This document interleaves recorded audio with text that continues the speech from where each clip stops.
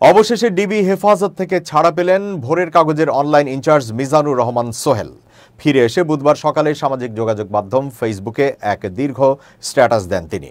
মিজানুর রহমান সোহেল লিখেন, আলহামদুলিল্লাহ, বিনা অপরাধে প্রায় 10.5 ঘন্টা ডিবি হেফাজতে থাকার পর তারা আমাকে সসম্মানে মাত্র বাসায় পৌঁছে দিয়েছে। গত রাত 12টার দিকে ডিবি প্রধান আমার সঙ্গে কথা বলবেন, এই অজুহাতে 5-6 জন ডিবি সদস্য জোর করে আমাকে বাসা থেকে তুলে নিয়ে যায়। ডিবিতে নিয়ে আসামির খাতায় আমার নাম লেখা হয়, জুতা বেল্ট খুলে রেখে গারদে আসামিদের সঙ্গে আমাকে রাখা হয়, কিন্তু কেন আমাকে আটক করা হলো তা আমি জানতাম না। তিনি বলেন, তেমনি যারা আমাকে তুলে এনেছিলেন বা ডিবির ঊর্ধ্বতন কর্মকর্তারাও কিছু বলতে পারেননি। দীর্ঘ সময় পর বুঝতে পারলাম সরকারের একজন উপদেষ্টার ইশারায় মাত্র 9 জন মোবাইল ফোন ব্যবসায়ীকে মনোপলি ব্যবসা করার সুযোগ দেওয়ার জন্যই আমাকে আটক করা হয়েছিল। আমার সঙ্গে সংগঠনের সেক্রেটারি আবু সাইদ পিয়াসকেও আটক করা হয়। তিনি এখনও ডিবি কার্যালয়ে আছেন। তিনি আরও লেখেন, বুধবার national equipment identification registrar NEIR নিয়ে DRUতে মোবাইল হ্যান্ডসেট ব্যবসায়ীদের সংগঠন বিজনেস কমিউনিটি বাংলাদেশ বা MBCB এর প্রেস কনফারেন্স করার কথা ছিল। আমি সেখানে ছিলাম মিডিয়া পরামর্শক। সেই প্রেস কনফারেন্স বন্ধ করাই তাদের প্রধান টার্গেট ছিল, কিন্তু তাদের জন্য আফসোস, যে উদ্দেশ্যে তারা প্রেস কনফারেন্স বন্ধ করতে চাইল সেটা দেশের সবাই জেনে গেল। এই সাংবাদিক লিখেন, দেশের মুক্ত বাণিজ্য নীতির সঙ্গে NEIR স্পষ্টতই সাংঘর্ষিক।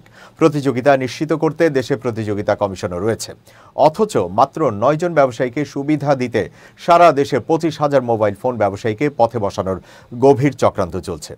এই প্রকল্প বাস্তবায়ন হলে গ্রামের সাধারণ মানুষ ও প্রবাসী সহ অনেকেই বিপদে পড়বেন।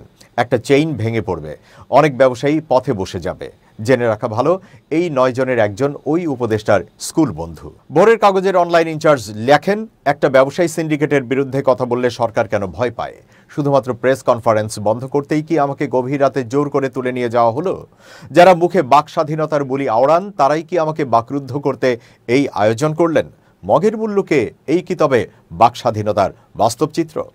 সাংবাদিক সোহেল লিখেন, আমাকে আটক করার ঘটনা জানাজানি হতেই বহু শুভাকাঙ্ক্ষী ভাই, বন্ধু, সহকর্মী উদ্বিগ্ন হয়ে পড়েন। অনেকেই খবর নিয়েছেন, সোশ্যাল মিডিয়ায় স্ট্যাটাস দিয়েছেন, বিবৃতি দিয়েছেন, সংবাদ প্রকাশ করেছেন। তাদের এই সমর্থন ও আওয়াজের কারণেই আমি দ্রুত মুক্তি পেয়েছি বলে বিশ্বাস করি। যারা আমার পাশে ছিলেন তাদের সবার প্রতি আমার অনেক কৃতজ্ঞতা। ডিএমপির উপকমিশনার জানান, মিজানুর রহমান সোহেলকে আটক করা হয়নি, তাকে শুধুমাত্র তথ্য যাচাইয়ের জন্য আনা হয়েছিল। তার ফোন নম্বরটি একটি সংবেদনশীল জায়গায় ব্যবহৃত হয়েছিল, এ কারণে তাকে হেফাজতে নেওয়া হয়েছিল। তবে সোহেলকে পরে তার স্ত্রীর জিম্মায় ছেড়ে দেওয়া হয়েছে। মঙ্গলবার মধ্যরাতে রাজধানীর উত্তর বাড্ডার বাসা থেকে দৈনিক ভোরের কাগজের অনলাইন এডিটর মিজানুর রহমান সোহেলকে ডিবি পরিচয়ে তার বাসা থেকে তুলে নিয়ে যায় ঢাকা মহানগর গোয়েন্দা পুলিশ ডিবি। প্রায় একই সময় মোবাইল বিজনেস কমিউনিটি বাংলাদেশের সাধারণ সম্পাদক আবু সাইদ পিয়াসকেও ডিবি আটক করে। বিষয়টি নিশ্চিত করেন অতিরিক্ত কমিশনার শফিকুল ইসলাম।